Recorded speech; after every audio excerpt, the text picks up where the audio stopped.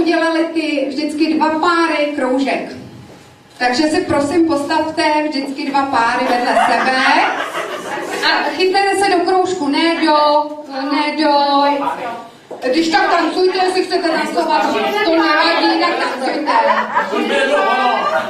To nevadí, tak se nebudete měnit, jo. Tak, klidně pojďte. Kdo chce tancovat, tak pojďte.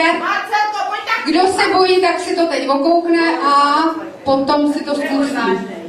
Takže vy vlastně byste měli být celý kruh tady jakože, jo? Třeba 5 těch kroužků. Nejsou lidi. Pracuje se, nejsou lidi. Takže já vám řeknu konec a potom vám řeknu začátek. Takže když bude ta výměna, jo, tak páry, ukažte se páry, to znamená, tenhle je pár krajní, vy zůstáváte. A vy jste kdo? Takže zádama do kruhu. Kdo? Vy, ne, takhle, to jsou oni. K tomu sloupku A, jo. Jako otočte se celý kroužek.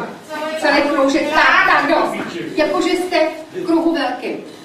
Jo, ale to bude fofr teda se vyměnit. Takže vnější páry se posunují po kruhu. Jo. A vnitřní zůstávají. Jo, takže vy teda musíte oběhnout a vy, když tak budete trošku naproti, aby vám vstupili, jo. No, takže se dejte na půl ten sál. Takže teď vám řeknu